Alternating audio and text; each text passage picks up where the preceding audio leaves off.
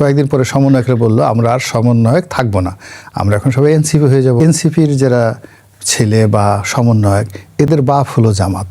বন্দুক চালানো মানুষ তারা বন্দুক রেখে জান্নাতের টিকিটের পিছনে ছুটছে। এক দল থেকে আসলে অন্য দলে আসলে অ্যাডাপশনটা হয় না। তা আসলে রাজনীতি একটা আদর্শিক বিষয় এবং এত বছর পরে আমি 18 সনে যোগদান করার পর যেটা মনে হচ্ছে যে পাপি ওয়াজ রাইট।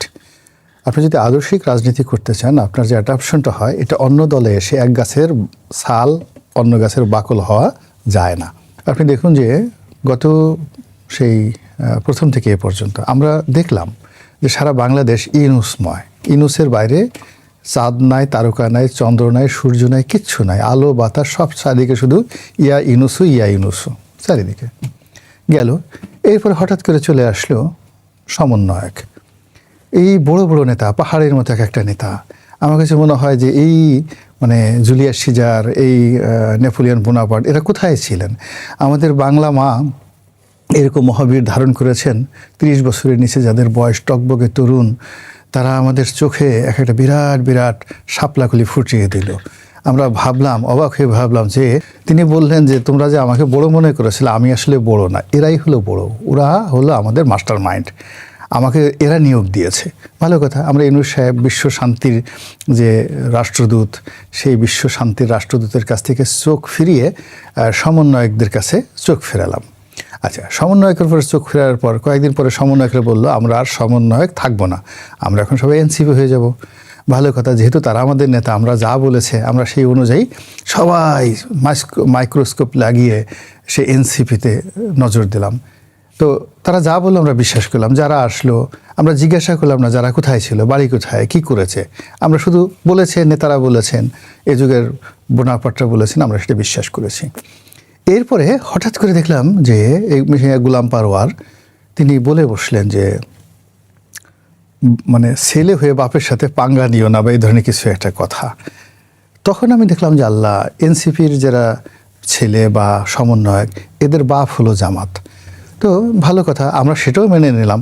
ছেলেরা বললো যে না, তোমরা আমাদের বাপ না, তোমরা আমাদের বাপ না, আমরা নিজের পায়ে আমরা দাঁড়িয়েছি, আমরা কিচ্ছু করিনি, আমরা জামাতের কথা মতো কিছু করিনি, আমরা নিজেদের মতো নিজে করেছি। এখন পরে চিন্তা করলাম যে আমরা বোকাশোকা মানুষ, বাপ ছেলের এই সমস্ত ঝগড়াঝাটির মধ্যে না জড়ানি ভালো।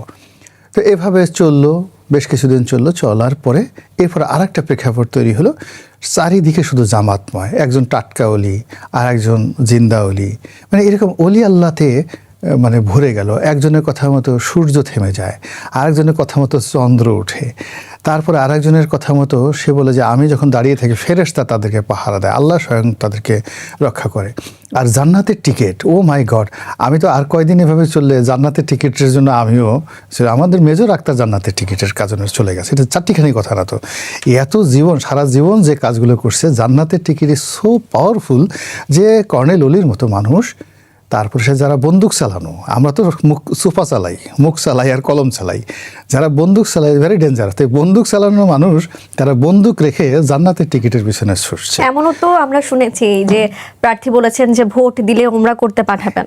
বড় বড় বুড়া মানুষ যারা যৌবনে বন্দুক চালিয়েছে তারা এখন যাকে বলা হয় এই জান্নাতের ওখানে চলে গেছে। আমি প্রেক্ষাপটগুলো বর্ণনা করতেছি গত 16 মাসে কি হলো।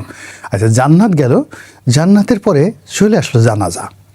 আমাদের দেশের রাজনীতি যে জানাজা কেন্দ্রিক হতে পারে, জানাজা একটা দেশের ইতিহাস, কৃষ্টি, কালচার, একটা মানুষের ব্যক্তিত্ব নতুন করে দিতে পারে, এটা মরহুম ওসমান হাদি না হলে আমরা বুঝতে পারতাম না। জানাজা আসলো। তো এখন জানাজা আসলো, জানাজার পরে আসলেন তারেক রহমান সাহেব। এখন সারা বাংলাদেশে শুধু আকাশে বাতাসে তারেক তারেক তারেক তারেক, আর বিএনপি ছাড়া বাংলাদেশে কোনো রকম শব্দ নাই। তার কাছে আকাশ আসে, তার কাছে বাতাস আসে, পাহাড় আসে, নদী আসে, সমুদ্র আসে।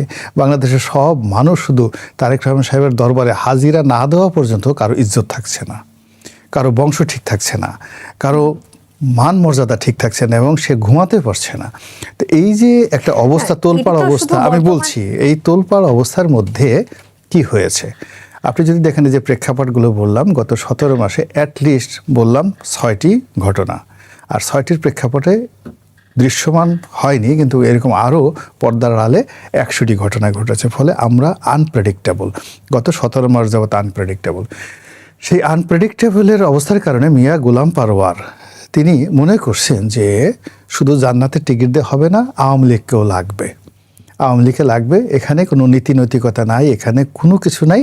এখন তাকে নির্বাচনে এই মুহূর্তে যে ডিফিকাল্টিসগুলো তিনি দেখছেন, সেই ডিফিকাল্টি থেকে বাঁচার জন্য তার কাছে মনে হচ্ছে এটা কৌশল না, এটা তার জন্য একটা ভ্যানগার্ড। আওয়ামী লীগের ভোট তার লাগবে এবং ওই জন্য ওই কথাগুলো বলেছেন। এখন দেখার বিষয় যে আওয়ামী লীগের যারা সারা জীবন জামাতকে ঘৃণা করেছে, জামাতের বিরুদ্ধে যুদ্ধ করেছে, রাজাকার আলবদর, এবং এই রাজাকারের নাতিপুতি গালি দেওয়ার জন্যই তো শেখ হাসিনার পতন হলো।